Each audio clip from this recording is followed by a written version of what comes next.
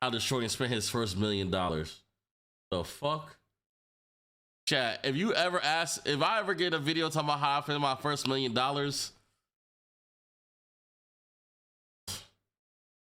yeah, right, nigga. Yeah, right, nigga. Fucking hungry again, bro. I spent my first $1 million. It's good. I'm Deestroying. This is how I made, saved, and spent my first $1 million.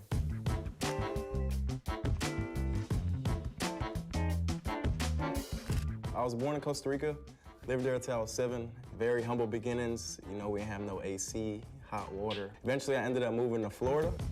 I always wanted to be a pro soccer player, man. Growing up, that was my dream, my dad's dream. We always supported, like, the home country, like, their soccer games, everything. Eventually, I turned 14, and I just kind of fell out of love with soccer and picked up football. I went out for the high school football team. They asked who knows how to kick a ball. And all my boys knew that I played soccer, so they basically snitched on me to the coach. So they put the ball on a tee, made me line up, made me kick it, booted that thing like 60 yards, my first kick ever. The rest is history. From then on, I ain't do nothing but kick a football. I started making YouTube videos. I remember I was at like one of our walkthroughs. I was just messing around with the ball on the sideline, and I did this trick where I spun the ball with my feet and it stood up, and then I kicked the field goal. So our equipment manager at the time, her name was Allie, she's like, oh, nah, you gotta record this. You gotta do that again, and I'm gonna record you. We did it, she recorded it, I posted it on Twitter, and it went viral. SportsCenter picked it up, ESPN, like all these big sports news. So he was famous from jump. So that's what I'm seeing. Deestroying's been famous since jump. News outlets picked it up, and I don't know, that was kind of like my awakening that I could combine sports and content. I went to college at the University of Central Florida. I was a college football player, I had a full scholarship, and I was a kicker. I played there for 2 years, and on my second year, once I really started taking the content seriously and posting a lot more videos, I did skits like wide receivers be like, or kickers be like, or linebackers be like. And the be like skits were like in at that time. Like all those skits were like, that was in at the time. Like that was the meta. Like they'd go viral. So eventually, once you do that, YouTube lets you turn this little switch on, which is called monetization. I monetized my channel and I started making money. It wasn't a lot of money. I think in a month. Jake William wants to play. Okay. I made like So he's in Swag's cord. He doesn't have your cord. He has my cord. He's on my cord. He said he's not in here. Yeah, he's too good to be in this smooth game cord. He is in here. I don't think he knows he is. Yeah, he's literally in this cord. It literally says, it's literally my fucking face. $2,000. It was not a lot of money. But to the NCAA, in their eyes at the time, they were like, hey, we gotta investigate your content, we gotta investigate your channel, we gotta investigate what you're doing, and if you're making money, then it's gonna be an issue. And eventually gave me the ultimatum. I either gotta pick my scholarship or I pick my YouTube channel. I remember hearing about this story. Though, like about like him, like dropping YouTube to be in content. I guess I'll just join Discord. I don't know. But yeah, I remember hearing this story. Nail, thank you for the big 500 smooth biddies, ma. Get some W's in the chat. But yeah, I remember seeing the story. YouTube. Now we on GQ, baby. Facts. After I left school and I picked my YouTube channel, you know, I was homeless for a bit, I ain't gonna lie. I slept on my boy's couch. Shout out Troy, that boy supported me when I was at my lowest in life. We kept working and we ran up the channel. My very first big check was like 7 bands in a month. At the time, I'm thinking, what the heck, $7,000? And every month it just kept getting bigger. It went from 7,000 to 11,000, 14,000, 20,000. Shit, I don't even know if y'all want to talk about what it's looking like now. I'm a firm believer in financial responsibility. I'm invested in a retirement account. Definitely made sure I put some money away for that. I've been investing in some assets. You know, the cars and the jewelry and all that's cool, and we're gonna get into it, but yeah, invested in some assets, invested in some things that are gonna make you some money back when you're sleeping. You've heard how I made and saved my first $1 million. Here's how I spent it. All right, so the first thing I did with my first $1 million is I took 60 bands, $60,000, and I gave it to my mom to help her pay her house down, and I retired her. Yes, sir. That's 60 right there. 3, 4, 5, 6. Now listen, that's important because my mom, man, she sacrificed so much. She's took care of me, my brother, my sister. She worked hard to put food on the table. You know how hard it is to retire your moms, too. Jesus. We also not even here, by the way. Fucking deafened. He said he was trying to get throwing knife kills, and then I told him we're in here, and then he don't love me. Yeah, retiring your moms is tough. And the job she had, she didn't love it. She just did it to pay the bills and whatnot. She'd spend long hours on her feet. She'd come home tired and still find the energy and the love to cook for us. So I had to make sure I got my mom's right. $60K for my mom.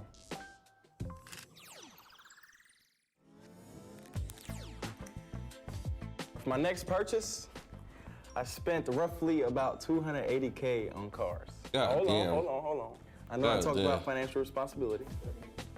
Oh my God. Damn. 280, right?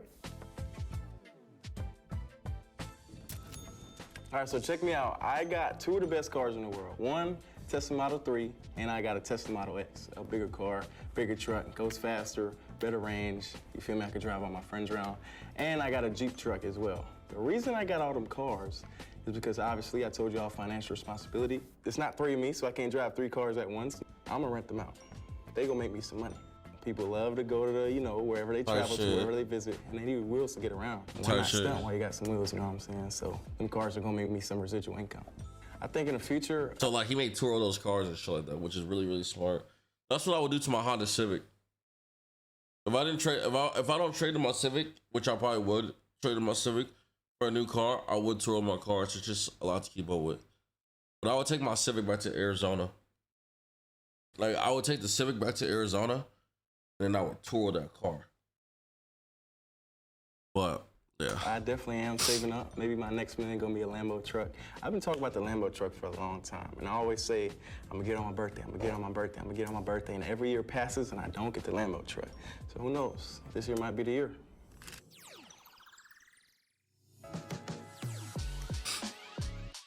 like $100K. The next thing I spent my money on, $70,000 on yeah. Bust Down Rolly Avalanche. They're big body Cuban, you feel me? So I ain't gonna lie. That's actually not bad. He didn't do bad on that. I've never really been a big jewelry guy. I always told myself, man, I don't care how much money I'm gonna have. I'm not gonna get no jewelry, man. Jewelry this, jewelry that. But one day, I was at a Mater Dei versus Bosco game, and on the sideline, I seen this guy walk by. The fit was fresh, but I looked down at his wrist, and his wrist blinded me, bro. He had the Bust Down Rolly Avalanche on, and ever since that day, I was like, bro, I gotta get me one. So I made sure I got me one. See, I'm not getting a bust down first, chat. I'm just gonna give me a straight up Rolex. I'm not gonna give me a bust down. I'm gonna give me like, I wanna spend like 5 to like 8K on a Rolly, on my first Rolly. 5 to 10. Really 5, but like 5 to 10. I'm gonna spend on the Rolly. That may be my birthday present this year. That may be my goal, is to get a Rolex by the end of the year. That may be like my birthday gift myself. I won't do nothing else. All right, the next thing I spent my money on is I bought an acre of land in Costa Rica, my home country, the motherland. But I low-key do need to buy a house first. Man, we getting property, man.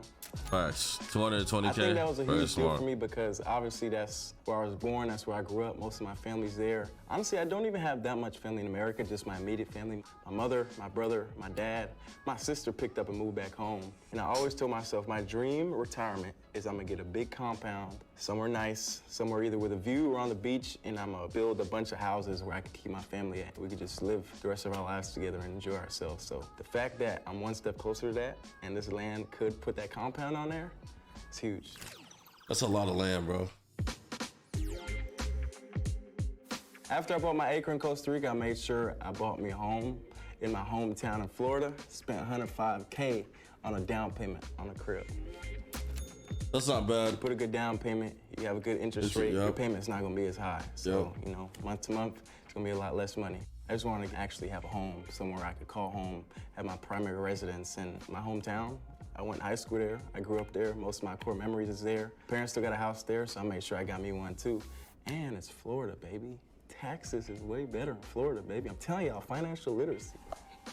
105 bands on a down payment for a house. Facts.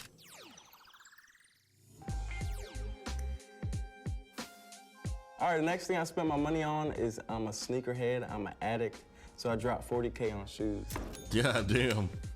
40K on his shoes? What did he get? I love shoes. I'm gonna be honest, I haven't wore like 80% of them, but it's all good, because in my eyes, I know shoes retain a value. They could be resold later. Matter of fact, I got kicks on me right now. I got the Travis Scotts. I think the most expensive pair of shoes I bought were the Chicago Off-White ones, and I probably spent like maybe 1,300 on them. I got a good price, but now they probably go for like, I don't know what, 3, 4, 5 That's pairs. not bad. I don't even know. Right now in my collection, I probably got like over 250 pairs, maybe 300. It's kind of ironic because I have so many shoes, but I only wear like the same like 8 to 10 pairs, bro. It's crazy. That's how it is with shoes, though. You're not wearing all your shoes. You're not. Next thing I spent my money on, 30K on clothes. I mean, you got the shoes on your feet, you can't be wearing nothing dusty, so make sure we got some clothes to match it all, you feel me? I'm not really like the most stylish guy as far as fashion and all that goes nowadays. I just like to dress comfortable. I'm more of an athleisure guy, and I know a lot of my athletes out there can relate. We just want to. Is that, I've never heard of that though. Athleisure? That's how I feel like I dress. I just want to be comfortable. I never heard of like that term, athleisure. Wow. I feel like that can explain a lot more of like what I want to wear. Athleisure. I'm gonna start telling people that. Feel good. We want to be able to move. We want to be like comfortable. There's a lot of athleisure, like Adidas, obviously my own brand, the 11, but I don't got to pay for that. Just fire shoes and then just, you know, something chill up top. 30 bands on some clothes. That's literally me though. YouTube equipment, facts. Next thing I spent money on, camera equipment. 100. You gotta drop these bangers for y'all. The thing with me and the thing about my channel, it continues to grow, it continues to get better, it continues to evolve. Bro, chat, I ain't gonna lie, like, I low-key gotta put another, I definitely gotta put another investment into, like, equipment. Like, that's gonna be, like, 10K. I already know it, bro. Like, bro, my setup itself right here, I'm pretty sure my whole setup, adding everything together is, like, 15K. Just about, like 8 to 12K. PC, 2 PCs is like 6 right there. The Go XLR and the whole set of the Go XLR, that's about 1,500. That's like 6, 7. PS5, I don't know how much I'll go for. All my monitors, and then I got the camera. The camera's another like, the camera is like, that whole thing is like 1,500. So like I'm like racking up like 8 to 10K. Like even like the desk, keyboards, all that shit like that. Like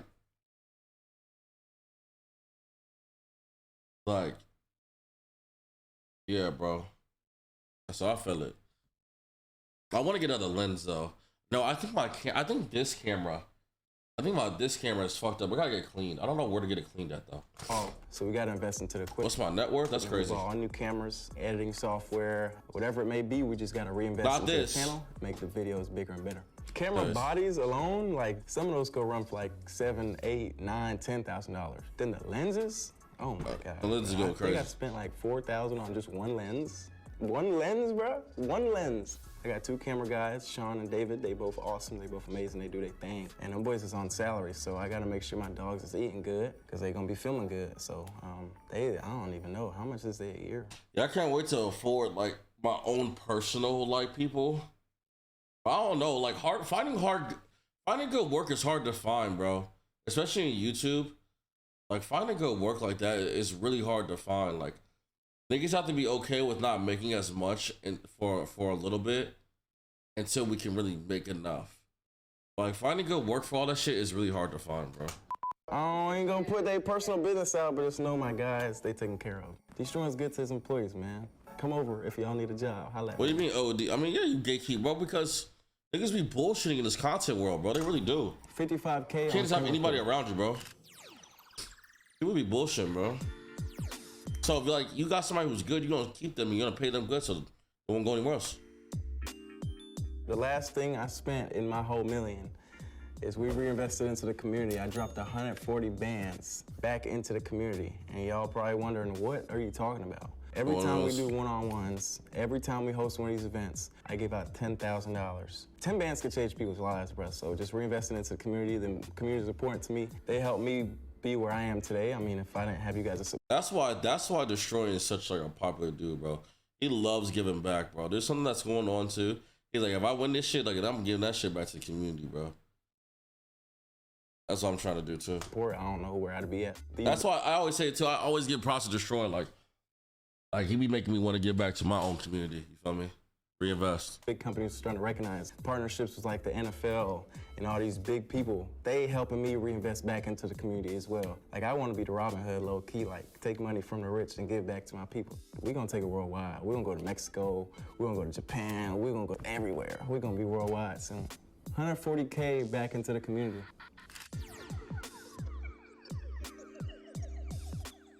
I feel like I spent my first million in a pretty good way. You know, I took care of who I had to take care of. I reinvested back into my business, reinvested back into myself, and obviously bought myself some assets as well. Fire, though. This is just the first million. Who knows how many M's we're gonna touch? Hopefully, we're gonna have our first billion episode, you feel me? Tight shit, that's fire.